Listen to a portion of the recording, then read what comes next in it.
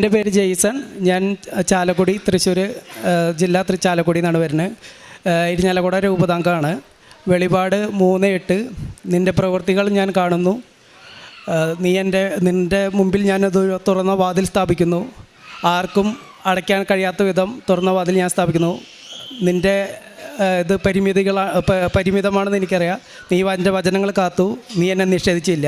ഈ വചനമാണ് എൻ്റെ ജീവിതത്തിലെ ഏറ്റവും ഇത് കിട്ടിയ വചനം. ഞാൻ ഉടമ്പടി എടുക്കാൻ 2022 ആദ്യമായിട്ട് ഞാൻ ഈ ഉടമ്പടി കൃപാസനത്തിൽ വരുന്നത്. എൻ്റെ കൈവേദനയാണ്. Tennis എൽബോവും golf എൽബോവാണ്. ഞാനൊരു ഷെഫായിട്ട് വർക്ക് ചെയ്യണു. അപ്പോൾ കൈക്ക് ഒരുപാട് വർക്കുള്ളത് കൊണ്ട് എൻ്റെ 2 കൈയും വർക്ക് ചെയ്യാൻ പറ്റാത്ത രീതിയിൽ 3 മാസമായിട്ട് ഞാൻ പലവിധ ട്രീറ്റ്മെൻറ്റുകൾ നടത്തിക്കൊണ്ടിരിക്കുകയായിരുന്നു. ഫിസിയോതെറാപ്പി, ഉഴിച്ചൽ, ഒറ്റമൂലി, അങ്ങനെ എല്ലാ ചികിത്സകളും നടത്തി. അങ്ങനെയാണ് കൃപാസനത്തിൽ എത്തിപ്പെട്ടത്. കൃപാസനത്തിൽ വന്നു. എൻ്റെ ജീവിത പങ്കാളി ഞാനും കൂടെ വന്നു. ഉടമ്പടിയുടെ കാര്യങ്ങളെല്ലാം കേട്ടപ്പോൾ എന്നെക്കൊണ്ട് ഒരിക്കലും പറ്റാത്ത കാര്യമാണ് ഉടമ്പടി എടുക്കുക എന്നുള്ളത് മനസ്സിലായി. ഞാൻ എൻ്റെ ജീവിത പങ്കാളി അപ്പോൾ ഉടമ്പടി എടുക്കാമെന്ന് നിയോഗം വെച്ചു. അവൾ കറക്റ്റായിട്ട് നിയോഗങ്ങൾ എഴുതി. 1, എൻ്റെ കൈവേദന മാറണം. 2, ഒരു ജീവിതമാർഗം. 3, അവൾക്ക് വിദേശത്തേക്ക് പോകാനുള്ളൊരു ജോലി. അങ്ങനെ ഞങ്ങൾക്കൊരു സ്ഥാപനം തുടങ്ങണം. അങ്ങനെയുള്ള കാര്യങ്ങളെല്ലാം വെച്ചു. 90 ദിവസം കൃത്യമായിട്ട് ആൾ ഉടമ്പടി 100% 110% ആൾ പാലിച്ചു.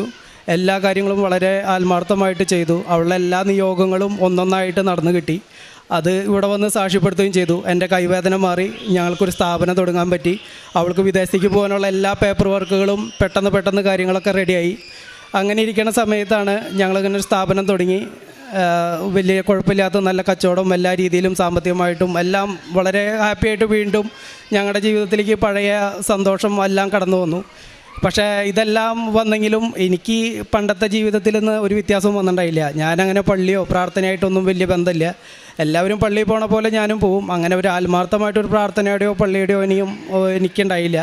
അങ്ങനെ ഇരിക്കുന്ന സമയത്ത് എൻ്റെ ജീവിത പങ്കാളിയും ഞാനും പിള്ളേരും കൂടെ ഒരു ഔട്ടിങ്ങിന് പോയി. എറണാകുളത്തേക്കാണ് പോയത്. ആ സമയത്ത് എൻ്റെ ജീവിത പങ്കാളിയുടെ ഉടമ്പടി കാശുരൂപം നഷ്ടപ്പെട്ടു. ഉടമ്പടി കാശുരൂപം നഷ്ടപ്പെടാന്ന് വീട്ടിൽ തിരിച്ച് വന്നപ്പോഴാണ് അവൾ അറിയണത്. എത്ര നേരം വൈകിയാലും വീട്ടിൽ എന്തൊക്കെ ആഘോഷങ്ങളുണ്ടായാലും ആൾ ഉടമ്പടിയുടെ പ്രാർത്ഥനകളിൽ ഒരു മുടക്കവും വരുത്തില്ല. അത് എന്തൊക്കെ സംഭവിച്ചാലും അങ്ങനെ അത്രയും കൃത്യമായിട്ട് ചെയ്തുകൊണ്ടിരുന്ന ആളാണ്. അപ്പോൾ ഞാനൊരു 11:30 രാത്രി, ഞങ്ങൾ ചാലക്കുടിയിൽ നിന്ന് ഒരു 10 കിലോമീറ്റർ ഉണ്ട് ഞങ്ങളുടെ വീട്ടിലേക്ക്, വെള്ളിക്കുളങ്ങര എന്ന് പറയും. അവിടെ എത്തി കഴിഞ്ഞപ്പോൾ ഉടമ്പടി കാശുരൂപം ആളുടെ മിസ്സിങ് ആണ്. അപ്പോൾ ആളെൻ്റെ അടുത്ത് പറഞ്ഞു, ഉടമ്പടി കാശുരൂപം എൻ്റെ കയ്യിൽ നിന്ന് പോയിട്ടുണ്ട്, എനിക്കത് കിട്ടിയേ പറ്റുള്ളൂ, എനിക്ക് പ്രയർ എത്തിക്കണം എന്ന് പറഞ്ഞു. അപ്പോൾ ഞാൻ പറഞ്ഞു, അത് രാവിലെ നോക്കാം, ഇത്രയും രാത്രിയായിട്ട് ഇനി അത് നടക്കില്ല എന്ന് പറഞ്ഞു. അപ്പോൾ ആൾ പെട്ടെന്ന് ആളുടെ മുഖമൊക്കെ ആകെ മാറി, കരച്ചിലും ബഹളവും ആകെ പറയാൻ പറ്റാത്തൊരവസ്ഥയിലേക്ക് മാറി. അത്രയും സീരിയസ് ആയിട്ട് ആളെ കണ്ടപ്പോൾ എനിക്ക് എന്തായാലും ചാലക്കുടി വരെ ഞാൻ തിരിച്ചു വന്നു. ഞാൻ ആ രാത്രി വന്ന് ഞങ്ങൾ ഭക്ഷണം കഴിച്ച റെസ്റ്റോറൻറ്റിലൊക്കെ നോക്കി, ഞങ്ങൾക്ക് കാശുരൂപം കിട്ടിയില്ല. ഞാൻ തിരിച്ച് വീട്ടിൽ വന്നു കഴിഞ്ഞപ്പോൾ ആളോട് പറഞ്ഞു ഇങ്ങനെ കിട്ടിയിട്ടില്ല. ആൾ എന്ത് ചെയ്താൽ രാത്രി കിടന്നുറങ്ങില്ല, ഭയങ്കര കരച്ചിൽ തന്നെ, വേറെ ഇതൊന്നുമില്ല. ആളുടെ മുഖഭാവമൊക്കെ മാറി, ആ കരച്ചിലും ഭയങ്കര വിഷമം. വെളുപ്പിന് 4 മണിയായപ്പോൾ ഞങ്ങൾ ഞങ്ങൾ ചാലക്കുടിയിൽ നിന്ന് എറണാകുളം സുഭാഷ് പാർക്കിലാണ് ഞങ്ങളന്ന് പിള്ളേരായിട്ട് കൂടുതൽ നേരം സ്പെൻഡ് ചെയ്തത്. അവിടെ വെളുപ്പിന് 5:30 ആയപ്പോഴേക്കും ഞങ്ങൾ ചാലക്കുടി പാർക്കിലെത്തി. അവിടെ വന്ന് ഞങ്ങളവിടെ സെക്യൂരിറ്റിയുടെ അടുത്ത് പറഞ്ഞു, ഞങ്ങളുടെ ഒരു ലോക്കറ്റ് ഇങ്ങനെ മിസ്സായിട്ടുണ്ട്, ഞങ്ങൾ ചാലക്കുടിയിൽ നിന്നാണ് വരുന്നത്. അപ്പോൾ സെക്യൂരിറ്റി പറഞ്ഞു, അത് കുഴപ്പമില്ല, നിങ്ങൾ ഒരു കാര്യം ചെയ്യും, 6 മണിയാകുമ്പോൾ ഇവിടുത്തെ സൂപ്പർവൈസർ വരും, അവർ വരുമ്പോഴാണ് നമുക്ക് ഇതിനകത്തേക്ക് കയറാൻ പറ്റുള്ളൂ എന്ന് പറഞ്ഞു. ഞങ്ങളവിടെ വെയിറ്റ് ചെയ്തു. 6 മണിയായപ്പോൾ അവരുടെ ക്ലീനിങ് സൂപ്പർവൈസർ വന്നു. അതൊരു മുസ്ലിം സ്ത്രീയാണ്. അപ്പോൾ അവരോട് ഞാൻ പറഞ്ഞു, ഞങ്ങളുടെ അങ്ങനെ ഒരു ലോക്കറ്റ് പോയിട്ടുണ്ട്, ഇന്ന ഭാഗത്താണ് പോയിക്കുന്നത്. അപ്പോൾ അവർ പറഞ്ഞു, കുഴപ്പമില്ല, നിങ്ങൾ കയറി ചെക്ക് ചെയ്തോളാൻ പറഞ്ഞു. അപ്പോൾ അവരും വന്ന് സഹായിച്ചു. അപ്പോൾ എൻ്റെ അടുത്ത് ചോദിച്ചു, എത്ര പവനുണ്ടെന്ന് ചോദിച്ചു. ഞാൻ പറഞ്ഞത് പവനൊന്നല്ല, ഒരു പ്ലാസ്റ്റിക്കിൻ്റെ ഒരു ലോക്കറ്റാണ്. അപ്പോൾ അവരെൻ്റെ അടുത്ത് പറഞ്ഞു, പ്ലാസ്റ്റിക്കിൻ്റെ ഒരു ലോക്കറ്റിന് വേണ്ടിയിട്ടാണ് ഈ വെളുപ്പാങ്കാലത്ത് നിങ്ങൾ തൃശ്ശൂരിൽ നിന്ന് ഇത്രപ്പെടുത്ത് വഴി വന്നത്. അപ്പോൾ എൻ്റെ ജീവിത പങ്കാളിയുടെ ഒരു കോലം കണ്ടു കഴിഞ്ഞാൽ തനിയൊരു ഭ്രാന്തത്തിയുടെ പോലെയാണ്. ആകെ കണ്ണൊക്കെ നിറഞ്ഞൊഴുകി ഇവള് വിതുമ്പിയിട്ടാണ് പറയുന്നത്. ഒരു വീട്ടിൽ ഒരു മരണപ്പെട്ട എങ്ങനെയാണ് വിതുമ്പിയിട്ട് വാക്കുകൾ പറയുമോ, അതേപോലെ ഇതാണ് ഇവളുടെ ഉടമ്പടി ലോക്കറ്റ് കാണാനില്ല എന്ന് ഇവരോട് വിവരിക്കണേ. ഇവളുടെ കരച്ചിൽ കേട്ടിട്ട് അവിടെ ചുറ്റുണ്ടായിരുന്ന ഈ ക്ലീനിങ്ങിലുള്ള ചേച്ചിമാരെല്ലാവരും വന്ന് പരിശോധിക്കാൻ തുടങ്ങി. അപ്പോൾ അവർ ആലപ്പുഴയിൽ ഇത്രയും അത്ഭുതങ്ങളൊക്കെ നടക്കണ ആശീർവാണോ, ഈ കാശുരൂപത്തിന് എന്തത്ര പ്രത്യേകത? അപ്പോൾ ഞാൻ പറഞ്ഞു, കാശ് കൊടുത്താൽ കിട്ടില്ല, അതുകൊണ്ടാണ് ഇത്രയും ഞങ്ങൾ ഇവിടെ വന്ന് തിരയണേ. അപ്പോൾ അവർ അഡ്രസ്സൊക്കെ എഴുതി മേടിച്ചു, എന്തെങ്കിലും കാരണവശാൽ ഞങ്ങൾക്ക് കിട്ടുകയാണെങ്കിൽ അയക്കാമെന്ന് പറഞ്ഞു. അങ്ങനെ അത് കിട്ടിയില്ല. ആ സമയത്ത് ഇവൾക്കത് കാശുരൂപം കിട്ടിയേ പറ്റുള്ളൂ. പിന്നെ ഞാനിവിടെ ആലപ്പുഴ ആലപ്പുഴ വന്നു. ഞങ്ങൾ ബൈക്കുമായിരുന്നു. അവിടുന്ന് വീണ്ടും എറണാകുളത്തുനിന്ന് ചാലക്കുടിയിൽ നിന്ന് എറണാകുളം പോയി, എറണാകുളത്ത് നിന്ന് ആലപ്പുഴ വന്ന് ഇവിടെ വന്ന് അന്ന് ലെറ്റർ എഴുതി കൊടുത്താൽ ഇവിടുന്ന് കാശ് രൂപം കിട്ടുമായിരുന്നു. പക്ഷേ ആ കാശ് രൂപമല്ല, വേറൊരു കാശ് രൂപമാണ്. അത് ഇന്നും പൊന്നു പോലെ വൈഫ് സൂക്ഷിക്കുന്നുണ്ട്. പക്ഷേ ഈ കാശ് രൂപം നഷ്ടപ്പെട്ട അന്ന് തൊട്ട് ഞങ്ങളുടെ ജീവിതത്തിൽ ഒരുപാട് വ്യത്യാസങ്ങൾ വന്നു തുടങ്ങി. അത് കഴിഞ്ഞ് ഒരു മാസം കഴിഞ്ഞപ്പോൾ നല്ല രീതിയിൽ ഭയങ്കര കടയിൽ നല്ല കച്ചവടം പൊടിക്കണ്. ഞാനൊരു ഷെഫായതുകൊണ്ട് തന്നെ നമുക്ക് നല്ല രീതിയിൽ ഭക്ഷണം കൊടുക്കാൻ എല്ലാ കാര്യങ്ങളും പറ്റുമായിരുന്നു. പക്ഷേ എനിക്ക് ഞായറാഴ്ച നമ്മുടെ ഈ സ്ഥാപനം വരുന്നത് ചിമ്മിണി ഡാമാണ്, ടൂറിസ്റ്റ് മേഖലയാണ്. തൊട്ടപ്പുറത്ത് പള്ളിയുണ്ട്, ഔസപിതാവിൻ്റെ പള്ളിയുണ്ട്. ഞായറാഴ്ച വളരെ നല്ല കുർബാനയും കാര്യങ്ങളൊക്കെയാണ്. പക്ഷേ ഞാൻ പള്ളി പോകാറില്ല, കാരണം എനിക്ക് കച്ചവടമായിരുന്നു വലുത്. മാതാവ് കാലിലിടാൻ തന്ന ചെരുപ്പ് ഞാനത് തലയിൽ വെച്ചു എന്ന് പറയുന്നതായിരിക്കും നല്ലത്. എനിക്കിത് ദൈവകൃപയാലാണ് ഇതെല്ലാം കിട്ടുന്നതെന്നുള്ളത് മനസ്സിലാക്കാനുള്ള അനുഗ്രഹം എനിക്കുണ്ടായില്ല. ഇതെല്ലാം എൻ്റെ കഴിവിൽ ഞാൻ ഉണ്ടാക്കിയത് എന്നുള്ളൊരു ചിന്തയായിരുന്നു എനിക്ക് ഈ ദൈവം തന്ന സൗഖ്യമോ അതൊന്നും എനിക്ക് ഓർമ്മയുണ്ടായില്ല. അച്ഛൻ ഇവിടെ പറയാറുള്ള പോലെ ഒന്നാമത്തെ ഉടമ്പടിയിലെല്ലാം കിട്ടും, അത് കഴിഞ്ഞാൽ പിന്നെ ആരും ശ്രദ്ധിക്കില്ല. പക്ഷേ എൻ്റെ ജീവിത പങ്കാളി മുട്ടിപ്പായിട്ട് പ്രാർത്ഥിക്കായിരുന്നു. അങ്ങനെ ജീവിതത്തിൽ പ്രശ്നങ്ങൾ അന്ന് തൊട്ട് ആരംഭിച്ചു. ജീവിത പങ്കാളിയുടെ എല്ലാ പേപ്പർ വർക്കുകളും അവിടെ പെൻഡിങ്ങായി. അവൾക്ക് വിദേശത്തേക്ക് പോകാനായിട്ട് നിന്നായിരുന്ന എല്ലാ സാഹചര്യങ്ങളും അവിടുന്ന് സർട്ടിഫിക്കറ്റുകൾ ഇവിടുന്ന് DOV ശരിയാക്കി ഇറ്റലിയിലേക്ക് അയച്ച എല്ലാ സർട്ടിഫിക്കറ്റുകളും ഞങ്ങൾക്ക് തിരിച്ചു വന്നു. നിങ്ങൾക്കിപ്പോൾ പോകാൻ പറ്റില്ല. പക്ഷെ അവളുടെ ബാക്കിൽ കൊടുത്ത എല്ലാവരും അവിടെ എത്തിച്ചു, അവർക്ക് മാത്രം പോകാൻ പറ്റിയില്ല. പിന്നെ ഞങ്ങളുടെ സ്ഥാപനത്തിൽ കച്ചവടം നന്നായിട്ടുണ്ട്. പക്ഷേ എനിക്കെന്ന് വെച്ച് കഴിഞ്ഞാൽ ഞാൻ പെട്ടെന്ന് ഭയങ്കര ദേഷ്യക്കാരൻ എന്ന് വെച്ചാൽ അതേപോലെ ആയിരുന്നു. ഞാൻ പെട്ടെന്ന് നമ്മൾ തെറിയൊക്കെ പറയാമെന്ന് പറഞ്ഞാൽ പോലെയുള്ള ഒരു അവസ്ഥയിലാണ്. എൻ്റെ കൂടെയുള്ള സ്റ്റാഫിനും എല്ലാവരും ഞാൻ ഭയങ്കരമായിട്ട് ചൊടിപ്പിക്കുകയായിരുന്നു. അങ്ങനെ ആരും പെട്ടെന്ന് വെറുപ്പിക്കുന്ന ഒരു സ്വഭാവം എൻ്റെ കയ്യിലുണ്ടായിരുന്നു. അതിന് എനിക്ക് പെട്ടെന്ന് കഴിയുമായിരുന്നു. അപ്പോൾ അങ്ങനെ ജീവിത പങ്കാളി ഞാനും തമ്മിൽ സ്വരച്ചേർച്ചയായി. ഞങ്ങൾ തമ്മിൽ പറയണത് അങ്ങോട്ടും ഇങ്ങോട്ടും നിസ്സാര കാര്യങ്ങളുണ്ടാവുള്ളൂ, പക്ഷേ ഒരിക്കലും മനസ്സിലാവില്ല. സമാധാനം എന്നുള്ളത് ഞങ്ങൾക്ക് അറിയാത്തൊരു കാര്യമായിപ്പോയി. എല്ലാം ഉണ്ട്, സാമ്പത്തികം കുഴപ്പമില്ല, എല്ലാ കാര്യങ്ങളും ഒക്കെയാണ്, പക്ഷേ നമുക്ക് ഒന്നും മനസ്സിലാവാത്തൊരവസ്ഥയിലെത്തി. അങ്ങനെ എന്ത് ചെയ്യണം എന്ന് ഒരു പിടുത്തമില്ലാത്തൊരു സമയത്താണ് എൻ്റെ ഒരു ഫ്രണ്ട് ഞങ്ങളുടെ ഹോട്ടലിലേക്ക് വരുന്നു. അപ്പോൾ ഈ ഹോട്ടൽ മാതാവ് തന്നതായതുകൊണ്ട് മാതാവിൻ്റെ കൃപാസനത്തിൻ്റെ ഒരു സ്റ്റാച്ചു നമ്മുടെ അവിടെ ഹോട്ടലിൽ വെച്ചിട്ടുണ്ട്. അപ്പോൾ എൻ്റെ ഫ്രണ്ട് ചോദിച്ചു, നീ കൃപാസനത്തിൽ പോകാറുണ്ടോ, ഉടമ്പടി എടുത്തിട്ടുണ്ടോ എന്ന് ചോദിച്ചു. ഞാൻ പറഞ്ഞു, ഞാൻ ഉടമ്പടി എടുത്തിട്ടില്ല, എൻ്റെ ജീവിത പങ്കാളിയാണ് ഉടമ്പടി എടുത്തേക്കണത്. ഞാനപ്പോൾ പറഞ്ഞു, അപ്പോൾ എൻ്റെ ഫ്രണ്ട് പറഞ്ഞു, നിൻ്റെ കാര്യത്തിന് നീയായിരുന്നു ഉടമ്പടി എടുക്കേണ്ടത്, ഒരിക്കലും ജീവിത പങ്കാളി എല്ലാവർക്കും ഉടമ്പടി എടുക്കണ്ടേ. അപ്പോൾ ഞാനങ്ങനെ ഉടമ്പടി എടുക്കാൻ പറഞ്ഞു കഴിഞ്ഞപ്പോൾ അവൾ പറഞ്ഞത് ഭയങ്കരമായിട്ട് ഉള്ളിൽ സ്ട്രൈക്ക് ചെയ്തു. ഞാൻ ഉടമ്പടി എടുക്കാമെന്ന് പറഞ്ഞാൽ പക്ഷേ നമ്മളെ കൊണ്ട് ഒരിക്കലും പറ്റില്ല. ഈ 5:30 എഴുന്നേൽക്കുക, പള്ളിയിൽ പോവുക. ഞാൻ എൻ്റെ മുഴുവൻ കുർബാന ഞാൻ ഇന്ന് വരെ അങ്ങനെ കണ്ടിട്ടില്ല. എൻ്റെ വീടിൻ്റെ അടുത്ത് 5 പള്ളിയുണ്ട് തൊട്ട് മിനിറ്റത്. പക്ഷേ അച്ഛൻ പള്ളിയിൽ കയറുന്നതും അച്ഛൻ പള്ളിയിൽ നിന്ന് ഇറങ്ങുന്നതും ഞാൻ ഇന്ന് വരെ കണ്ടിട്ടില്ല. കാരണം ഞാൻ എല്ലാ കുർബാനയ്ക്കും പ്രസംഗം കഴിഞ്ഞിട്ട് ഞാൻ കുർബാനയിലെത്താറുള്ളൂ. അച്ഛൻ ആൾക്കാരെ വിട്ടു പോണതിനെക്കാട്ടി മുമ്പ് ഞാൻ എൻ്റെ വീട്ടിലെത്തായിരുന്നു. എനിക്ക് അതേപോലെ നമ്മൾ കുടുംബ പ്രാർത്ഥന എത്തിക്കുമ്പോൾ കുടുംബ പ്രാർത്ഥന ഞാൻ എപ്പോഴും കട്ട് ഓഫ് അടിക്കായിരുന്നു. അതായത് ഇപ്പോൾ ഒരു 3 നർമ്മം നിറഞ്ഞെന്ന് പറയുമ്പോൾ എത്തിയെന്നുണ്ടെങ്കിൽ ഞാൻ പറയും അത് മതി, പിതാവിനും പുത്രനും എത്തിക്ക് എന്ന് പറഞ്ഞ് അങ്ങനെ ഒരു രീതിയിലായിരുന്നു. എന്താ പ്രാർത്ഥിക്കണമെന്നോ എങ്ങനെ പ്രാർത്ഥിക്കണമെന്നോ എനിക്ക് വലിയൊരു ഉപഭാവമൊന്നും ഉണ്ടായിരുന്നില്ല. പിന്നെ എൻ്റെ കാഴ്ചപ്പാടിൽ നമ്മുടെ ജീവിതം അല്ലാണ്ട് മറ്റുള്ളവരുടെ ജീവിതത്തിലേക്ക് ഞാൻ തലയിട്ട് നോക്കാറുമില്ല. മറ്റുള്ളവരെ സഹായിക്കുക അങ്ങനെയുള്ള കാര്യങ്ങളൊന്നും എനിക്കുണ്ടായില്ല. അങ്ങനൊരു നമ്മുടെ ജീവിതം നമ്മുടെ കാര്യങ്ങളൊന്നും വിചാരിച്ച് നിൽക്കുന്ന സമയത്താണ് എൻ്റെ ജീവിതത്തിൽ ഇങ്ങനെയുള്ള പ്രശ്നങ്ങളൊക്കെ ഉണ്ടാവുന്നത്.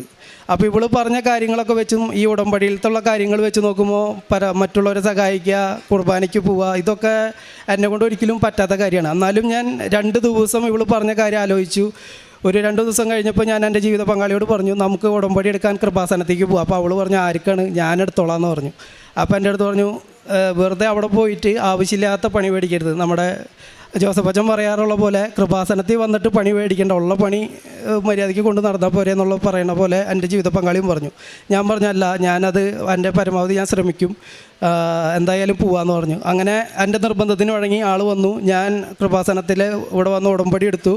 ഉടമ്പടി നിയോഗ പേപ്പർ കിട്ടിയപ്പോൾ തന്നെ ഞാൻ മാതാവിൻ്റെ അടുത്ത് പറഞ്ഞു, ഫസ്റ്റത്തെ നിയോഗം, ഈ 90 ദിവസം എനിക്ക് ഉടമ്പടി ചെയ്യാൻ മാതാവ് എന്നെ സഹായിക്കണം. അപ്പോൾ ഞാൻ 90 ദിവസം അങ്ങനെ ആദ്യത്തെ ഉടമ്പടി അത് ചെയ്തു. പിന്നെ രണ്ടാമത്തെ മൂന്നാമത്തെ എനിക്ക് അങ്ങനെ വലിയ കാര്യമായിട്ടൊന്നും എഴുതാനുണ്ടായില്ല. കാരണം വലിയ പ്രശ്നങ്ങളൊന്നും ഇല്ലാണ്ട് പോണ കാരണം കൊണ്ട്, വലിയ പ്രശ്നങ്ങളെന്ന് വെച്ചാൽ എൻ്റെ മെയിൻ പ്രശ്നങ്ങൾ ഇതൊക്കെ തന്നെയാണ്. സമാധാനമല്ല, വീട്ടിൽ അങ്ങോട്ടും ഇങ്ങോട്ടും ഉള്ള പ്രശ്നങ്ങളും, മൊത്തത്തിലൊരു സമാധാനമില്ല, സാമ്പത്തികമായിട്ടുള്ള പ്രശ്നങ്ങളും ഇതൊക്കെയാണ്. അപ്പോൾ അങ്ങനെ വലിയ കാര്യമായിട്ടൊന്നും ഞാൻ എഴുതാൻ നിന്നില്ല. അപ്പോൾ ഇത് പിന്നെ നമുക്ക് കിട്ടുമോ, 90 ദിവസം പൂർത്തിയാക്കാൻ പറ്റുകയാണെങ്കിലല്ലേ മറ്റുള്ള കാര്യത്തിനെക്കുറിച്ച് ആലോചിക്കേണ്ടോ എന്നുള്ളതാണ് എൻ്റെ ചിന്ത. അങ്ങനെ ഞാൻ ഇവിടുന്ന് പോയി. എനിക്ക് അന്ന് തൊട്ട് ഇന്ന് വരെ ഞാൻ 5ാമത്തെ ഉടമ്പടിയാണ് പുതുക്കിയത്. അന്ന് തൊട്ട് ഇന്ന് വരെ ഈ 2-4 ദിവസം ഞാൻ ട്രെയിൻ യാത്ര ചെയ്തതല്ലാതെ ഒരു ദിവസം പോലും എൻ്റെ വിശുദ്ധ കുർബാന മുടങ്ങാൻ ദൈവം എനിക്ക് ഇടവരുത്തിയിട്ടില്ല. ഞാൻ ബോംബെയിലായാലും ബാംഗ്ലൂരായാലും ഈ 2 സ്ഥലത്ത് ഞാൻ പോയപ്പോൾ എനിക്ക് അവിടെ വിശുദ്ധ കുർബാന ദൈവം ഒരുക്കിയിട്ടുണ്ടായി. അതേപോലെ ഇപ്പോൾ ഞാൻ ഡൽഹിയിൽ പോയപ്പം എനിക്ക് അവിടെ ഞാൻ ട്രെയിനിൽ നിന്ന് ഇറങ്ങി അന്ന് തന്നെ എനിക്ക് വിശുദ്ധ കുർബാന 2 വട്ടം എനിക്ക് കിട്ടിയായിരുന്നു. ഈ 4 ദിവസത്തിൽ ഒഴിച്ച് ഒറ്റ വിശുദ്ധ കുർബാന മുഴുവൻ ബലി എനിക്ക് പങ്കെടുക്കാൻ പറ്റിയിട്ടുണ്ടായി. അതാണ് എൻ്റെ ഏറ്റവും വലിയ സാക്ഷ്യം. എനിക്ക് ഒരിക്കലും ഞാനാലെ സാക്ഷ്യം പെടുത്താൻ പറ്റണതല്ല. അതേപോലെ തന്നെ ഞാൻ ഇവിടുന്ന് ഉടമ്പടി എടുത്ത അന്ന് തന്നെ എൻ്റെ ഫേസ്ബുക്കിൽ ഞാൻ റീൽസുകൾ മാത്രമേ കാണാറുള്ളൂ. അതേപോലെ നമ്മൾ സിനിമയുടെ കട്ടിങ്സ് അങ്ങനെയുള്ള കാര്യങ്ങൾ മാത്രമേ കാണാറുള്ളൂ. ബാക്കി ഈ ഇങ്ങനത്തെ ഉള്ള കാര്യങ്ങളോ ദൈവികമായിട്ടുള്ള ഒരു കാര്യങ്ങളും ഫേസ്ബുക്കിൽ കാണാറില്ല, യൂട്യൂബിലും കാണാറില്ല. ഞാനിവിടുന്ന് ഉടമ്പടി എടുത്ത് ചെന്ന് അന്ന് വൈകിട്ട് എൻ്റെ ഫേസ്ബുക്കിലെ എല്ലാ പേജുകളും അൺലൈക്ക് ചെയ്തു. യൂട്യൂബിൽ നോട്ട് ഇൻട്രസ്റ്റഡ് എന്ന് പറഞ്ഞ ഓപ്ഷനിൽ ഞാൻ ക്ലിക്ക് ചെയ്തിട്ട് എല്ലാ നമ്മൾ അന്ന് വരെ കണ്ടുകൊണ്ടിരുന്ന എല്ലാ കാര്യങ്ങളും നോട്ട് ഇൻട്രസ്റ്റഡ് ആക്കി. പിന്നെ ഇൻട്രസ്റ്റഡ് ആക്കിയ കാര്യങ്ങൾ നമ്മുടെ ഈ കൃപാസനം തുടങ്ങിയ അന്ന് മുതൽ അച്ഛൻ്റെ എല്ലാ ക്ലാസ്സുകളും, അച്ഛൻ കൊടുത്തിട്ടുള്ള ഇൻ്റർവ്യൂകൾ വരെ, അതേപോലെ നമ്മുടെ ഇവിടുത്തെ ബ്രദറിൻ്റെ ക്ലാസ്സുകൾ, എല്ലാ ക്ലാസ്സുകളും ഞാൻ സ്വന്തമായിട്ട് ഹോട്ടലായ കാരണം കൊണ്ട് എനിക്ക് ഇഷ്ടംപോലെ സമയം ഉണ്ടാവുമായിരുന്നു. ഞാൻ ഫുൾ ടൈം അത് കാണാൻ പറ്റി. വിശുദ്ധ കുർബാന എന്താണെന്നും ഒരു കുടുംബ പ്രാർത്ഥന എങ്ങനെയാണ് എത്തിക്കേണ്ടതെന്നും ഒരു കൊന്ത എങ്ങനെയാണെന്നും ഒരു കൊന്തയിൽ എന്തെല്ലാം കാര്യങ്ങൾ നമ്മൾ വചനം എങ്ങനെയാണ് ഉരുവിടണമെന്നും എല്ലാ കാര്യങ്ങളും മനസ്സിലായി. ഇത്രയും 37 വർഷമായി, എനിക്ക് 38 വയസ്സായി, 37 വർഷം വരെ ഞാൻ ജീവിച്ചിട്ട് എനിക്ക് മനസ്സിലാവാത്ത കാര്യങ്ങൾ ഒരു കൊച്ചിൻ്റെ അടുത്ത് ഈശോ പറഞ്ഞു കൊടുക്കണ പോലെ, അല്ലെങ്കിൽ പരിശുദ്ധ അമ്മ പറഞ്ഞു കൊടുക്കണ പോലെ പരിശുദ്ധ അമ്മയുടെ മടിയിലിരുന്ന് എല്ലാ കാര്യങ്ങളും ഞാൻ ഒന്നായിട്ട് പഠിച്ചു.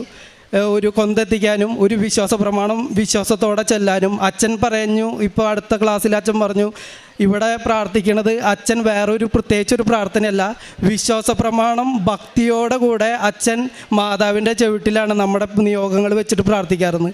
അതേപോലെ തന്നെ ആ വിശ്വാസത്തോടെ വിശ്വാസ പ്രമാണം സ്വർഗസ്ഥനായും ചൊല്ലാൻ ഞാൻ പഠിച്ചു.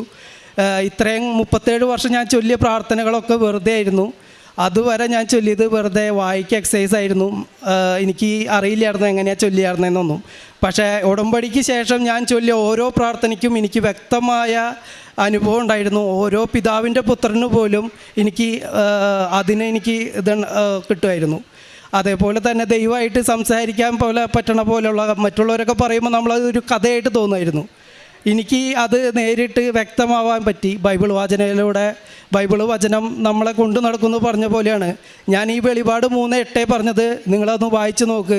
ഒരു 5 മിനിറ്റ് 5 പ്രാവശ്യം നിങ്ങൾക്ക് വായിച്ച് നോക്കിയാൽ അതിനുള്ള കറക്റ്റ് ഉത്തരം നിങ്ങളുടെ ജീവിതത്തിൽ കാണും. അത് ഞാൻ മറ്റുള്ളവരുടെ ജീവിതത്തിൽ നിന്നല്ല, എൻ്റെ സ്വന്തം അനുഭവത്തിൽ നിന്നാണ് ഞാൻ പറയണത്. ഇത് ഈ പകൽ പോലെ സത്യമായിട്ടുള്ള കാര്യമാണ്. എനിക്ക് പിന്നെ എൻ്റെ ജീവിതത്തിൽ കൂടെ എന്നെ മറ്റുള്ളവർ ഒരുപാട് കാണുമ്പോൾ, കാരണം ഞാൻ മുന്നേ പറഞ്ഞല്ലോ എൻ്റെ ഒരു പെട്ടെന്ന് വെറുപ്പിക്കുന്ന ഒരു സ്വഭാവമാണ്. അങ്ങനെയുള്ള ഒരാളായിരുന്ന എന്നെ ഈ ഉടമ്പടിയിലൂടെ മറ്റുള്ളവർക്ക് വേണ്ടി പ്രാർത്ഥിക്കാനും അവരുടെ ജീവിതത്തിലേക്ക് വിളിച്ചു വരുത്തി, ജയ്സ നമ്മുടെ കുട്ടികളെ കൊണ്ടുപോകോളോ പ്രാർത്ഥിക്കാനായിട്ട്, അല്ലെങ്കിൽ അങ്ങനെ പഠിപ്പിച്ചോളോ. ഞാൻ മുന്നേ ബൈക്കുമേ വന്ന് നടന്നത്, പിന്നെ കാറിലായി. നാളെ ഇപ്പോൾ ഞായറാഴ്ച 19 പേരടങ്ങുന്ന ട്രാവലറാണ് ഇങ്ങോട്ട് വരുന്ന കൃപാസനത്തിലേക്ക്. അങ്ങനെ മറ്റുള്ളവരെ കൃപാസനത്തിലേക്ക് കൊണ്ടുവരാനായിട്ട് എനിക്ക് പറ്റി. എൻ്റെ ഫാമിലി മെമ്പേഴ്സ്, എൻ്റെ അനിയന്മാർ, എൻ്റെ അമ്മയുടെ വീട്ടുകാർ, അപ്പൻ്റെ വീട്ടുകാർ, എല്ലാ മക്കളെയും, എല്ലാ കുടുംബത്തിൽ നിന്നും ഓരോ വ്യക്തിനെയും, ഒരു കുടുംബത്തിൽ നിന്ന് 2 പേരെ വീതം ചേട്ടനനിയനെയൊക്കെ ആയിട്ട് ഈ കൃപാസനത്തിൽ വന്ന് അവരെ ഉടമ്പടി ഇടിപ്പിച്ച് കൊണ്ടുവരാൻ പറ്റി. എനിക്ക് വേറെ പ്രത്യേകിച്ച് അവരുടെ അടുത്ത് ഒരു സാക്ഷ്യം വിവരണത്തിനും കാര്യം ഉണ്ടായില്ല. അവർക്ക് നേരായ എൻ്റെ ജീവിതമായിരുന്നു സാക്ഷ്യം. ഞാൻ എങ്ങനെയായിരുന്നെന്നും ഇപ്പോൾ ഞാൻ എങ്ങനെയാണ് ജീവിക്കുന്നതെന്നും അവർക്ക് മനസ്സിലാക്കി കൊടുത്തു. അതെനിക്ക് കിട്ടിയ കുറേ വലിയ സൗഭാഗ്യങ്ങളോ ഇതൊന്നുമല്ലായിരുന്നു. എൻ്റെ ആത്മീയ ജീവിതം, ഞാൻ പോകുന്ന പള്ളിയിലുള്ള കുർബാനയുടെ ഭക്തി, അതാണ് അവരെ മാറ്റിയത്. ഞാൻ എപ്പോഴും അവരെ ചീത്തയും തെറിയും പറഞ്ഞുകൊണ്ടിരുന്ന നാവ് കൊണ്ട് ഞാൻ അവരെ ഉപദേശിക്കാനും അവരിവിടെ കൊണ്ടുവരാനും എനിക്ക് ദൈവം ഇടവരുത്തി. അതേപോലെ എൻ്റെ ഒരു ബന്ധു 2.5 കൊല്ലമായിട്ട് അവർ വേർതിരിഞ്ഞ് താമസിക്കായിരുന്നു. അവരുടെ ജീവിതത്തിലേക്ക് മാതാവ് എന്നിലൂടെ ഇടപെട്ടു. അവിടെ നമ്മുടെ ഇടവക വൈദികരും മറ്റുള്ളവരെല്ലാം പരിശ്രമിച്ചിട്ടും പഞ്ചായത്ത് അങ്ങനെയുള്ള പോലീസ് എല്ലാവരും പരിശ്രമിച്ചിട്ടും ജീവിത പങ്കാളിനെ വീട്ടിൽ കയറ്റാൻ ഒരു കാരണവശാലും ആൾ സമ്മതിക്കില്ല. അത് ആൾ വീട്ടിൽ കയറി കഴിഞ്ഞാൽ ആൾ കൊല്ലുമെന്നാണ് പറഞ്ഞേക്കണേ. അതിനകത്ത് വേറെ ഒരു മാർഗം ആൾക്കില്ല. അപ്പോൾ ജീവിത പങ്കാളി 2 വർഷമായിട്ട് ഒരു 35 വയസ്സുള്ള ഒരു സ്ത്രീ മരുമോൻ്റെ വീട്ടിലും ആളുടെ വീട്ടിലും ഈ കാഴ്ചപ്പാടിൽ എത്ര കാലം ജീവിക്കാൻ പറ്റും? നമുക്കൊക്കെ ചിന്തിക്കുമ്പോൾ മനസ്സിലാവും എത്രയോ വേദന നിറഞ്ഞതായിരിക്കണം ആ ജീവിതം. വളരെ ഒന്നോരം ആൾക്കാരുടെ കുത്തുവാക്കുകളും കാര്യങ്ങളും കേൾക്കണം. അങ്ങനെയുള്ളൊരു സമയത്ത് ആത്മഹത്യയാണ് മറ്റുള്ളവരൊക്കെ ചെയ്യുക. പക്ഷേ ദൈവാനുഗ്രഹം കൊണ്ട് ആൾ മാത്രം അങ്ങനെ ചെയ്യാനുള്ള സാഹചര്യം ഉണ്ടായിട്ട് പോലും ആൾ കടിച്ചു തൂങ്ങി നിന്നു. പ്രാർത്ഥനയുടെ ശക്തിയായിരിക്കണം. അങ്ങനെ ഞാനായിട്ട് കണ്ടു. ഞാൻ പറഞ്ഞു, ആൻറ്റി ധൈര്യമായിട്ട് കൃപാസനത്തിൽ വാ, ഒരു ഉടമ്പടി എടുക്ക്, നമുക്ക് എല്ലാം ശരിയാവും, മാതാവ് നോക്കിക്കോളും. അങ്ങനെ ആൾ ഇവിടെ വന്ന് ഉടമ്പടി എടുക്കാൻ മാതാവ് കൃപ കൊടുത്തു. ഇവിടെ വന്ന് ഉടമ്പടി എടുത്തു. ഒരു 10-25 ദിവസം കഴിഞ്ഞു. ഒരു 7-7:30 സമയം വൈകുന്നേരത്തിൽ എനിക്ക് അതിശക്തമായിട്ടുള്ള പ്രചോദനം. നമ്മളിവിടെ ബ്രദർമാരും അച്ഛന്മാരൊക്കെ പറയണ പോലെ, നമ്മുടെ ഉള്ളിലിരുന്ന് ആരോ പറയണ പോലെ, ഇന്ന ആളുടെ വീട്ടിലേക്ക് നീയായി പോയി സംസാരിക്കുക എന്ന് പറയണ പോലെ എനിക്ക് അതിശക്തമായിട്ടുള്ളൊരു ഇത് കിട്ടി. അപ്പോൾ ഞാനിങ്ങനെ തോന്നലാണോന്ന് അറിയാനായിട്ട് എൻ്റെ വൈഫിനോട് ഞാൻ പറഞ്ഞപ്പോൾ വൈഫ് പറഞ്ഞു, അവൾക്ക് നൈറ്റ് ഡ്യൂട്ടിയാണ്. അവൾ പറഞ്ഞു, ജയിച്ചേട്ടൻ പ്രാർത്ഥിച്ച് നോക്കിയിട്ട് എന്തിട്ടാന്ന് വെച്ചാൽ ചെയ്തോ എന്ന് പറഞ്ഞിട്ട് അവൾ ഡ്യൂട്ടിക്ക് പോയി. ഞാനപ്പോൾ ഇവിടെ നമ്മുടെ വിജയകുമാർ സാറ് പറയായിരുന്നു, നമുക്ക് അങ്ങനെ എന്തെങ്കിലും ഒരു ഡൗട്ട് വരുമ്പോൾ വിശ്വാസപ്രമാണം ചൊല്ലി കണ്ണടച്ച് നമ്മൾ ഒരു ബൈബിൾ വാക്യത്തുമ്പോൾ തൊടുക, അതായിരിക്കും അതിൻ്റെ ദൈവത്തിൻ്റെ ഉത്തരമെന്ന്. അങ്ങനെ ഞാൻ ബൈബിൾ എടുത്തു, പ്രാർത്ഥിച്ചു തുറന്നതു എലിസബത്തിനെ പരിശുദ്ധ അമ്മ സന്ദർശിക്കുന്ന രംഗമാണ്. അപ്പോൾ ഞാൻ ഉറപ്പിച്ചു, ഇത് എൻ്റെ തോന്നലല്ല, ഇതിൻ്റെ ബാക്കിൽ പരിശുദ്ധ അമ്മയുടെ എന്തോ ഒരു പ്രവൃത്തി നടക്കാനുണ്ട്. ഞാൻ എൻ്റെ കാറെടുത്തു, വീട്ടിൽ നിന്ന് പോയി 7:30-8 മണി, അരമണിക്കൂർ ട്രാവൽ ചെയ്തു. അവരുടെ വീട്ടിലെത്തി. ആൾ കിടന്നുറങ്ങായിരുന്നു. ഞാൻ വിളിച്ചു. ആൾ ഒരു പ്രാന്തൻ്റെ പോലെയാണ്. എന്ന് വെച്ച് കഴിഞ്ഞാൽ ആൾക്ക് ജീവിത പങ്കാളിയില്ല. അവരൊന്നിച്ച് സ്നേഹിച്ച് കല്യാണം കഴിച്ചതാണ്. അങ്ങനെ എണപിരിയാത്ത ബന്ധം പോലെ ജീവിച്ച ആളാണ്. പെട്ടെന്ന് എന്താ സംഭവിച്ചതെന്ന് അറിയില്ല. ആർക്കും ഇടപെടുക്കാൻ പറ്റാത്ത ഒരവസ്ഥയാണ്. അങ്ങനെ ഇരിക്കുന്ന സമയത്താണ് ഇങ്ങനെ സംഭവിച്ചത്. ഞാൻ അവരെ കൂട്ടിക്കൊണ്ട് വന്നു. ആളുടെ അടുത്ത് സംസാരിച്ചു. ആളുടെ അടുത്ത് എന്ത് സംസാരിച്ചു, അങ്ങനെ സംസാരിച്ചെന്ന് എനിക്കറിയില്ല. ഞാൻ അവരുടെ വീട്ടിൽ നിന്ന് നേരെ ഇവരുടെ വീട്ടിൽ ചെന്നു. അവർ വളരെ ആശ്ചര്യത്തോടു കൂടി വാതിൽ തുറന്നപ്പോൾ ഞാൻ എൻ്റെ കൂടെ ആളെയും കണ്ടു കഴിഞ്ഞപ്പോൾ ആൻറ്റി പറഞ്ഞു, ഞാൻ പോവില്ല എന്ന് പറഞ്ഞു. ഞാൻ പറഞ്ഞു, മാതാവ് പറഞ്ഞിട്ടാണ് ഞാൻ വന്നിക്കണ്, ആൻറ്റി ധൈര്യമായിട്ട് ആളോട് പൊക്കോ, ഒന്നും സംഭവിക്കില്ല. അപ്പോൾ അവരുടെ മരുമോളും മോനും എൻ്റെ അടുത്ത് പറഞ്ഞു, ചേട്ടാ റിസ്ക് എടുക്കരുത്, അപ്പൻ അമ്മേനെ കൊല്ലും, ഒരു കാരണവശാലും വിടാൻ സമ്മതിക്കില്ല. അപ്പോൾ അവരുടെ 2 പേരക്കുട്ടികളും വട്ടം പിടിച്ച് കരഞ്ഞു. ഞാൻ പറഞ്ഞു, ആൾക്ക് വിശ്വാസം ഉണ്ടെങ്കിൽ, മാതാവിൽ വിശ്വാസം ഉണ്ടെങ്കിൽ ആൻറ്റി വണ്ടിയിൽ കയറിക്കോ, അത് മരിക്കാനാണെങ്കിലും ജീവിക്കാനാണെങ്കിലും മാതാവ് നോക്കിക്കോളൂ എന്ന് പറഞ്ഞു. ഞാൻ കൊടുത്ത വിശ്വാസത്തിൻ്റെ പുറത്തും ആളുടെ ബോധ്യത്തിൻ്റെ പുറത്തും ആൾ കയറി. അന്ന് തൊട്ട് ഇന്ന് വരെ അവരൊരു കുഴപ്പമില്ലാണ്ട് ജീവിക്കണ്. ഈ ഞായറാഴ്ച അവരിവിടെ സാക്ഷ്യം പറയാൻ വരുന്നു. അതൊക്കെയാണ് എനിക്ക് കിട്ടിയ അനുഗ്രഹങ്ങൾ. ഇനി ഏറ്റവും ലാസ്റ്റത്തെ അനുഗ്രഹം എന്ന് വെച്ച് കഴിഞ്ഞാൽ, എനിക്ക് വിദേശത്തേക്ക് ജോലിക്ക് പോകാനായിട്ട് ഞാൻ ഉടമ്പടി എടുത്തപ്പോൾ ഒറ്റ ഞായറാഴ്ച ഞാൻ എൻ്റെ ഹോട്ടൽ പ്രവർത്തിച്ചിട്ടില്ല. അവിടെയുള്ള നാട്ടുകാരൊക്കെ എല്ലാവരും എൻ്റെ അടുത്ത് ചോദിക്കുന്നു, എനിക്ക് പ്രാന്താണോ, ഈ ഞായറാഴ്ച ഏറ്റവും കൂടുതൽ കച്ചവടമുള്ള ദിവസം ആരെങ്കിലും കട അടച്ചിടുമെന്ന്. ഞാനപ്പോൾ അന്ന് തൊട്ട് ഇന്ന് വരെ പിന്നെ ഞായറാഴ്ച തുറന്നിട്ടില്ല. അങ്ങനെ ഞാൻ കൊടുക്കാൻ തീരുമാനമാക്കി. കാരണം നമുക്ക് പറ്റണില്ല എന്ന് മനസ്സിലായി. നമ്മുടെ ഇവിടെ അഖണ്ഡ ജപമാല റാലിയുടെ അന്ന് ഇവിടുന്ന് നമ്മൾ തിരിച്ച് ചെല്ലുമ്പോൾ അന്ന് എൻ്റെ അടുത്ത് എൻ്റെ ഒരു കൂട്ടുകാരൻ വന്നിട്ട് പറഞ്ഞു, നിൻ്റെ ഹോട്ടലിൽ ഞാൻ മേടിച്ചോളാം എന്ന് പറഞ്ഞു. അങ്ങനെ ആ ഹോട്ടൽ ഞാൻ കൊടുത്തു. ഇതിൻ്റെ ഇടയ്ക്ക് ഞാൻ 2 വിസ വെച്ചു യൂറോപ്പിലേക്ക് പോകാനായിട്ട്. എൻ്റെ ജീവിത പങ്കാളി നേഴ്സാണ്, ഞാൻ ഷെഫാണ്. അപ്പോൾ ഞങ്ങളുടെ കാറ്റഗറിയിൽ പെട്ടെന്ന് ജോലി കിട്ടും. അപ്പോൾ ഷങ്കം വിസയാണ് വെച്ചത്. നിങ്ങൾക്കറിയാം ഷങ്കം വിസ എന്ന് പറഞ്ഞാൽ എല്ലാം ക്രിയേറ്റഡ് ഡോക്യുമെൻ്റാണ്. നമ്മൾ വിസിറ്റിംഗ് വിസയ്ക്ക് പോയി അവിടെ ചെന്ന് ആ രാജ്യത്തു നിന്ന് വേറെ രാജ്യത്തിലേക്ക് കടന്ന് അവിടെ ജോലി ചെയ്യുകയാണ്. നമുക്ക് പ്രോപ്പറായിട്ട് വിസയോ മറ്റുള്ള കാര്യങ്ങളൊന്നും ഉണ്ടാവില്ല. അപ്പോൾ അങ്ങനെ അവരെല്ലാ കാര്യങ്ങളും ഫേക്കാണ്. നമുക്കില്ലാത്ത ജോലി, ഇല്ലാത്ത ബാങ്ക്, ഇല്ലാത്ത സ്റ്റേറ്റ്മെൻറ്റ്, ഇല്ലാത്ത സർട്ടിഫിക്കറ്റുകളൊക്കെ തന്നിട്ടാണ് നമുക്ക് ജോലി ശരിയാക്കി തരുമോ. എന്നാലും ഞാൻ 2 കൽപ്പിച്ച് ഉടമ്പടിയിലാണ്. അപ്പോൾ ഷങ്കം വിസ വന്നു വെച്ചു. 2ഉം റിജക്ഷനായി. അപ്പോൾ ഞാൻ മാതാവിൻ്റെ അടുത്ത് പ്രാർത്ഥിക്കാൻ തോന്നിയില്ല. കാരണം നമ്മൾ കള്ളം പറയരുത് എന്ന് പറയുന്ന നമ്മുടെ പ്രമാണങ്ങളിൽ നമ്മൾ ഉണ്ടാക്കിക്കണ എല്ലാ ഡോക്യുമെൻറ്റ്സും കള്ളാണ്. അപ്പോൾ ഞാനത് ഒരിക്കലും പ്രാർത്ഥിച്ചില്ല അതിന് വേണ്ടിയിട്ട്. അങ്ങനെ ഞാൻ മാതാവിൻ്റെ അടുത്ത് പറഞ്ഞു, മാതാവിന് കഴിയുമെങ്കിൽ എനിക്ക് ഞാൻ എൻ്റെ പ്രൊഫഷനും പറ്റിയ ഒരു കോഴ്സ് അല്ലെങ്കിൽ എനിക്ക് ജോലി റെഡിയാക്കി തരണമെന്ന്. അങ്ങനെ എനിക്ക് ഒരു ജോലി കിട്ടിയെന്ന് വെച്ച് കഴിഞ്ഞാൽ ഇൻ്റർവ്യൂകൾ കഴിഞ്ഞു. അതും വളരെ യാദൃച്ഛികമായിട്ടാണ്, ഒരുപാട് നേരം ആയതുകൊണ്ട് ഞാനത് പറയണില്ല കണ്ടമാനം. അങ്ങനെ ജോലി കിട്ടി. നമ്മുടെ തിങ്കളാഴ്ച രാവിലെ 5:30 ജോസഫ് അച്ഛൻ്റെ ക്ലാസ്സിൽ പ്രത്യേകം അച്ഛൻ നോട്ട് ചെയ്ത് മെൻഷൻ ചെയ്ത് പറഞ്ഞായിരുന്നു, രാത്രി കിടന്നുറങ്ങിയപ്പോൾ രാവിലെ 5:30 എനിക്ക് അച്ഛൻ്റെ നിയോഗ ക്ലാസ് കൂടിയിട്ട് വേണം എനിക്ക് ഇൻ്റർവ്യൂവിന് പോകാനോ അല്ലെങ്കിൽ ഇന്ന ജോലിക്ക് പോകാനെന്ന് നിയോഗം വെച്ചിട്ടുള്ള എല്ലാവരെയും ദൈവം അതിശക്തമായിട്ട് അനുഗ്രഹിക്കണമെന്ന് പറഞ്ഞ് അച്ഛൻ ബ്ലെസ് ചെയ്തു. അന്നത്തെ ദിവസം 10:30 എനിക്ക് ഡൽഹിയിൽ ഇൻ്റർവ്യൂ ആയിരുന്നു. എൻ്റെ മുന്നിൽ 12 പേരായിരുന്നു ഉണ്ടായിരുന്നത്. മൊത്തം 9 പേരുടെ അവർ സ്പോട്ടിൽ റിജക്ഷൻ അടിച്ചു. VFS അല്ല എംബസിയാണ്, എംബസി ഇൻ്റർവ്യൂ ആണ്. നേരെ നമ്മുടെ ഗ്രീസിൻ്റെ റെപ്രസെൻറ്റേറ്റീവാണ് അവിടെ ഇരിക്കുന്നത്. അവർക്ക് നമ്മളിൽ സംസാരിക്കുന്നതിൽ എന്തെങ്കിലും ഒരു കറപ്ഷൻ തോന്നിക്കഴിഞ്ഞാൽ സ്പോട്ടിൽ അവർ പാസ്പോർട്ട് റിജക്ഷൻ ആക്കും. ഞാൻ അരമണിക്കൂർ എന്നെ ഇൻ്റർവ്യൂ നടത്തി. ഒരു വാക്കിലോ ഒരു ഇതിലോ എൻ്റെ അടുത്തുനിന്ന് ഒരു മിസ്റ്റേക്കോ സംഭവിക്കാണ്ട് അരമണിക്കൂർ അവർ ചോദിച്ചത് മറിച്ചും തിരിച്ചും ചോദിച്ചിട്ടും എനിക്ക് പിടിച്ചു നിൽക്കാൻ പറ്റി. പ്രത്യേകിച്ച് മറ്റുള്ള ഇംഗ്ലീഷ് നമ്മുടെ ഇംഗ്ലീഷുകാർ സാധാരണ സംസാരിക്കുന്ന പോലെയല്ല മറ്റുള്ള രാജ്യത്തുള്ള ആൾക്കാർ ഇംഗ്ലീഷ് സംസാരിക്കുമ്പോൾ അത്രയും ടഫായിട്ടുള്ള ഒരു ഇൻ്റർവ്യൂവിൽ അരമണിക്കൂർ സംസാരിക്കാൻ കഴിഞ്ഞത് തന്നെ വലിയൊരു അനുഗ്രഹം. പ്രത്യേകിച്ച് മാതാവും അച്ഛൻ്റെ ബ്ലെസ്സിങ്ങുമാണ് അതിനകത്ത് ഏറ്റവും കൂടുതലുണ്ടായത്. അപ്പോൾ അങ്ങനെ എനിക്കത് ജോലി കിട്ടി. ഞാൻ ഇന്നലെ രാവിലെയാണ് ഡൽഹിയിൽ നിന്ന് വന്നത്. ഇന്നലെ രാവിലെ ഞാൻ ഡൽഹിയിൽ നിന്ന് വന്നു. ഇന്നലെ 3 മണിയായപ്പോൾ എൻ്റെ പാസ്പോർട്ട് എൻ്റെ കയ്യിൽ വന്നു. വിസ അടിച്ചിട്ടുണ്ട്. ഈ ആഴ്ചയ്ക്കുള്ളിൽ ഏത് സമയത്ത് വേണമെങ്കിലും എനിക്ക് പോകാൻ പറ്റും. എൻ്റെ പ്രൊഫഷൻ അതായത് ഷെഫായിട്ടാണ് ഞാൻ പോണത്. എനിക്ക് നല്ല ശമ്പളം, 1 ഇയറിലെ ടിക്കറ്റാണ്, ഫുഡ് ആൻഡ് അക്കോമഡേഷൻ ഉണ്ട്. അതായത് ഞാൻ ഒരിക്കലും തേടി പിടിച്ചാൽ കിട്ടാത്തൊരു ജോലി യൂറോപ്പിലേക്ക് ദൈവം എൻ്റെ കയ്യിലേക്ക് ഉള്ളം കയ്യിൽ വെച്ച് തന്നു. വെളിപാട് 3:8 പറയണത്, ഞാൻ എൻ്റെ പരിമിതി ദൈവത്തിനറിയാം, പക്ഷേ ഞാൻ വചനം കാത്തതുകൊണ്ടും ദൈവത്തിനെ നിഷേധിക്കാത്തത് കാരണം കൊണ്ടും ആർക്കും അടയ്ക്കാൻ കഴിയാത്തൊരു വാതിൽ എൻ്റെ നേരെ ദൈവം തുറന്നിട്ടുണ്ടായിരുന്നു. അതേപോലെ ജീവിത പങ്കാളിയുടെ നിന്ന ആ ഹോസ്പിറ്റലിലേക്ക് ഇനി ചെല്ലണ്ടെന്ന് പറഞ്ഞ ആ ഹോസ്പിറ്റലിൽ നിന്ന് വീണ്ടും വിളിച്ചു. അവൾക്ക് പോകാനുള്ളത് എത്രയും പെട്ടെന്ന് റെഡിയാവും, എല്ലാ കാര്യങ്ങളും വീണ്ടും പ്രോസസ്സിങ്ങിലായിട്ടുണ്ട്. വീണ്ടും അവർ വിളിച്ചു, എല്ലാം അവസാനിപ്പിച്ചു കൊടുത്തുനിന്ന് വീണ്ടും ദൈവം തുടങ്ങി. അവൾ ഇത്രയും വൈകിപ്പിച്ചത് എൻ്റെ ഒരു വിശദീകരണത്തിന് വേണ്ടിയാണ്. നിങ്ങളോട് എളിയ അഭ്യർത്ഥന എനിക്ക് ഉള്ളത്, എൻ്റെ ഈ ജീവിതത്തിൽ, ആത്മീയ ജീവിതത്തിൽ മരണം വരെ നിലനിൽക്കാൻ നിങ്ങളെല്ലാവരും എനിക്ക് വേണ്ടി പ്രാർത്ഥിക്കണം. ഒരുപാട് പേരെ ഇനിയും കൃപാസനത്തിലേക്കും മറ്റുള്ളവർക്കും കൊണ്ടുവരാൻ പ്രാർത്ഥിക്കണം. നിങ്ങൾക്കൊരു മുന്നറിയിപ്പും കൂടിയാണ് ഞാൻ. ഒരിക്കലും ഉടമ്പടിയിൽ നിന്ന് കിട്ടണ നിങ്ങളുടെ നിയോഗങ്ങൾ സാക്ഷാത്കരിക്കുമ്പോൾ ദൈവത്തെ മറന്ന് നിങ്ങൾ ജീവിക്കരുത്. അതിന് വലിയ വില കൊടുക്കേണ്ടി വരും എന്നുള്ളത് ഒരു അനുഭവത്തിൻ്റെ വെളിച്ചത്തിലാണ് ഞാൻ പറയുന്നത്. നിങ്ങളുടെ കാല് പിടിച്ച് ഞാൻ പറയാണ്, ഇത് ഒരു ജീവിതാനുഭവമാണ്, അല്ലാണ്ട് വേറെ മറ്റുള്ളവരുടെ കഥയോ അതൊന്നുമല്ല. ചങ്കിൽ തൊട്ടിട്ടുള്ള സത്യമാണ് ഞാൻ നിങ്ങളുടെ അടുത്ത് പറയണത്.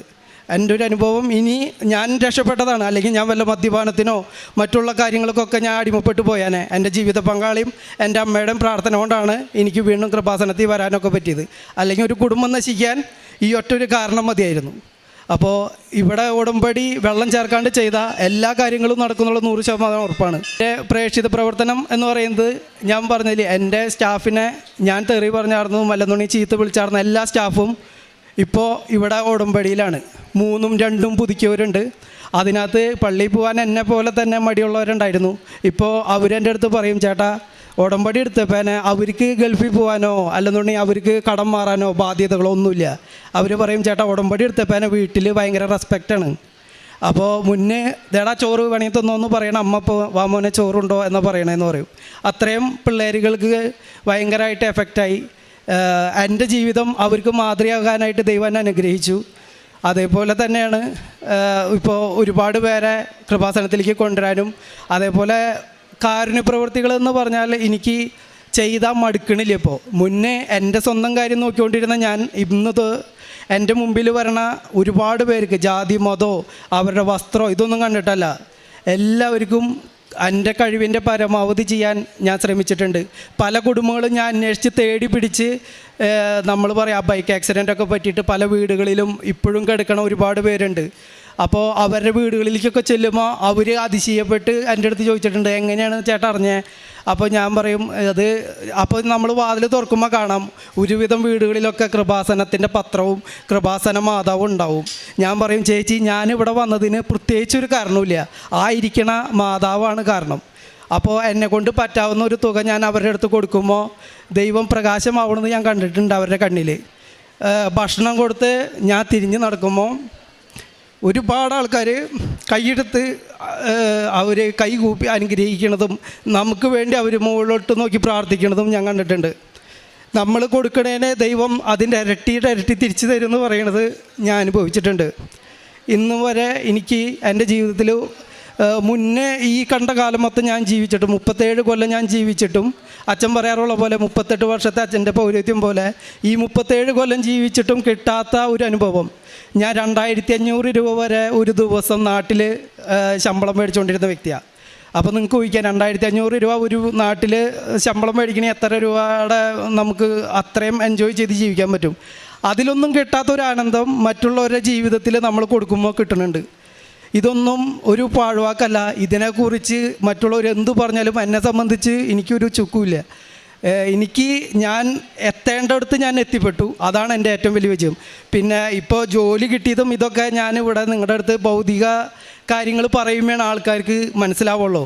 ആത്മീയ കാര്യങ്ങൾ പറയുമ്പോൾ ആർക്കും മനസ്സിലാവില്ല. അത് ആത്മീയമായിട്ട് മനസ്സിലാക്കണമെങ്കിൽ അത് ദൈവകൃപ തന്നെ വേണം. അത് ഞാൻ നിങ്ങളെ കുറ്റം പറയല്ല, അത് നിങ്ങളെക്കാട്ടും മോശപ്പെട്ട ഒരവസ്ഥയിലായിരുന്നു ഞാൻ. മറ്റുള്ളവർ ഒരുപാട് പുച്ഛിച്ചിട്ടുണ്ട്, അച്ഛന്മാരെ സിസ്റ്റർമാരെ. ഇപ്പം ഞാൻ ഓരോ അച്ഛന്മാരെ കാണുമ്പോൾ ഓരോ സിസ്റ്റർമാരെ കാണുമ്പോൾ അവർ ജീവിക്കണ അവരെ സ്തുതിക്കാറുണ്ട്. ഓരോ സിസ്റ്റർമാരെയും അവർ എങ്ങനെ ആയിക്കോട്ടെ എന്തായിക്കോട്ടെ, പക്ഷേ ആ ഒരു സിസ്റ്റർ അല്ലെങ്കിൽ ഒരു അച്ഛൻ എന്ന് പറയുമ്പോൾ ഇന്നെനിക്ക് അവരോട് കാണുന്ന ഒരു ബഹുമാനം ദൈവത്തെ കാണുന്ന തുല്യമാണ്. അത്രയും പറഞ്ഞുകൊണ്ട് എൻ്റെ ഈശോയ്ക്കും എൻ്റെ അമ്മയ്ക്കും പരിശുദ്ധ അമ്മയ്ക്ക് 1000 നന്ദി പറഞ്ഞുകൊണ്ട് എൻ്റെ വാക്കുകൾ ഞാൻ നിർത്തുന്നു. യേശുവേ നന്ദി, യേശുവേ സ്തുതി. റോമാക്കാർക്ക് എഴുതിയ ലേഖനം 2-ാം അധ്യായം 29 മുതലുള്ള തിരുവചനങ്ങളിൽ ഹൃദയത്തിൽ നടക്കുന്ന പരിച്ഛേദനമാണ് യഥാർത്ഥ പരിച്ഛേദനം. അത് ആത്മീയമാണ്, അക്ഷരാർത്ഥത്തിലുള്ളതല്ല. അവന് പ്രശംസ ലഭിക്കുന്നത് മനുഷ്യരിൽ നിന്നല്ല, ദൈവത്തിൽ നിന്നാണ്. ജെയ്സൺ KJ എന്ന ഈ മകൻ അനുഭവ സാക്ഷ്യം നമ്മോട് പങ്കുവയ്ക്കുന്നു. നാം അത് കേട്ടുകൊണ്ടിരിക്കുകയാണ്.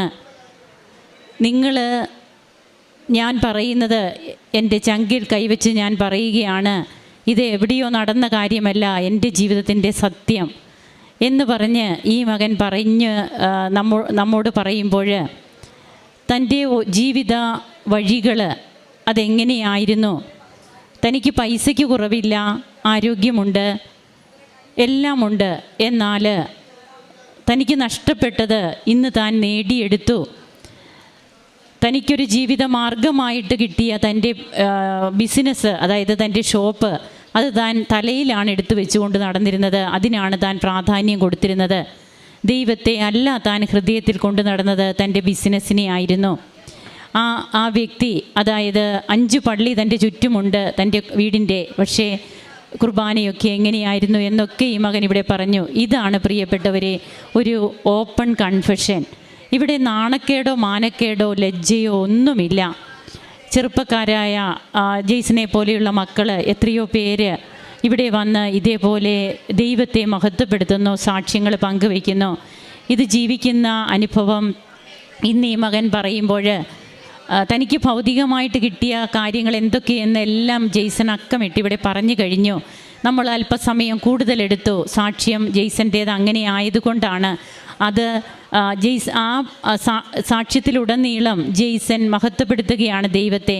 താനായിരുന്ന ഒരവസ്ഥയെ. ഇവിടെയാണ് സാവൂളിൻ്റെ മാനസാന്തരം. അപ്പസ്തോല പ്രവർത്തനങ്ങൾ 9-ാം അധ്യായത്തിൽ നാം വായിക്കുന്നുണ്ട്. കർത്താവ് സാവൂൾ നീ എന്തിനെന്നെ പീഡിപ്പിക്കുന്നു എന്ന് ചോദിച്ചുകൊണ്ട് കർത്താവ് യാത്ര ചെയ്തിരുന്ന സാവൂളിനെ നിലം പതിപ്പിക്കുന്നുണ്ട്. അപ്പോൾ സാവൂൾ ചോദിക്കുന്നുണ്ട്, കർത്താവേ നീ ആരാണ് അങ്ങ് ആരാണ് എന്ന് ചോദിക്കുമ്പോൾ നീ പീഡിപ്പിക്കുന്ന യേശുവാണ് ഞാനെന്ന് മറുപടി പറയുന്നു. വീണ്ടും അനനിയാസ് എന്ന് പറയുന്ന പുരോഹിതനോട് കർത്താവ് അരുളി ചെയ്യുന്നുണ്ട്, നീ ഇന്ന നഗരത്തിൽ പോകണം, അവിടെ നിനക്ക് വേണ്ടി ഒരുത്തൻ കാത്തിരിപ്പുണ്ട്. അനനിയാസ് പറയുന്ന ഒരു വാക്കുണ്ട്, കർത്താവേ, അവിടുത്തെ വിശുദ്ധർക്കെതിരായി അവൻ ജെറുസലേമിൽ എത്രമാത്രം തിന്മകൾ പ്രവർത്തിച്ചിട്ടുണ്ടെന്ന് വളരെ പേരിൽ നിന്ന് ഞാൻ കേട്ടിട്ടുണ്ട്. കർത്താവ് മറുപടി പറയുന്നുണ്ട്, നീ പോവുക, വിജാതീയരുടെയും രാജാക്കന്മാരുടെയും ഇസ്രായേൽ മക്കളുടെയും മുമ്പിൽ എൻ്റെ നാമം വഹിക്കാൻ തിരഞ്ഞെടുക്കപ്പെട്ട പാത്രമാണവൻ. ഇതാണ് ഇന്ന് ഇവിടെ ജെയ്സണും പറയാതെ പറയുക. താൻ എങ്ങനെയായിരുന്നു, തന്നെ കർത്താവ് എങ്ങനെ തിരഞ്ഞെടുത്തു, തൻ്റെ വൈഫിൻ്റെ പ്രാർത്ഥന അതുമൂലം തനിക്ക് ഇവിടെ വരാനുണ്ടായ ഉടമ്പടി കാശുരൂപം നഷ്ടപ്പെടുന്നത്, ആ നഷ്ടപ്പെട്ട കാശുരൂപം തേടി ആ മകളുടെ നിർബന്ധവും ഈ മകൻ രാത്രിയിൽ പാതിരാത്രിയിൽ പോകുന്നത്, വെളുപ്പിനെ പോകുന്നത്, കാശുരൂപം കാണാത്തപ്പോൾ അവർ ചോദിക്കുന്നുണ്ട് എത്ര പവനാണെന്ന്. വില കൊടുത്താൽ കിട്ടാത്തതാണത്, അതുകൊണ്ടാണ് ഞങ്ങൾ അതിനു വേണ്ടി നടക്കുന്നതെന്ന് പറയുമ്പോൾ അവിടെയും ഒരു പ്രഘോഷണമാണ്. അവർ അഡ്രസ്സ് കുറിച്ചെടുത്തു എന്നാണ് പറയുക, കലവൂര്, ആലപ്പുഴ, ഇവിടെ ഇങ്ങനെയൊക്കെ നടപ്പുണ്ടോ? അതും ഒരു പ്രഘോഷണം. അമ്മ അവിടെ ഈ മക്കളെ ഉപയോഗിക്കുകയാണ്. അങ്ങനെ പിന്നീട് താൻ വന്ന് ഉടമ്പടി എടുത്തു. തൻ്റെ ജീവിതത്തിൽ വന്ന മാറ്റങ്ങൾ, ഇന്ന് താനും തൻ്റെ വൈഫും പോവുകയാണ് വിദേശത്തേക്ക്. അങ്ങനെ ഇന്ന് ഈശോയെ മഹത്വപ്പെടുത്തി ഈ മകൻ ഇവിടെ വന്ന് നിന്ന് സാക്ഷ്യങ്ങൾ പങ്കുവെക്കുമ്പോൾ താനായിരുന്ന ഒരു തലത്തിലല്ല ഇന്ന്. എങ്ങനെയാണ്? It is not by merit but by grace. നമ്മുടെ യോഗ്യതയല്ല, കർത്താവിൻ്റെ കൃപയാണ് നമുക്കെല്ലാം സാധിച്ചു തരുന്നതെന്ന് ഉറക്കെ ഉച്ചസ്ഥിരം പ്രഘോഷിക്കുകയാണ് ജെയ്സൺ. അതിനൊരു മാറ്റമില്ല എന്നാണ് ജെയ്സൺ പറയുക. ഇതെൻ്റെ ജീവിത സാക്ഷ്യമാണെന്ന് ഈ മകന് ഉറക്കെ പറയുന്നു. നമുക്ക് ദൈവത്തെ മഹത്വപ്പെടുത്താൻ കരങ്ങളടിച്ച് ഈശോയ്ക്കും അമ്മയ്ക്കും നമുക്ക് നന്ദി പറയാം.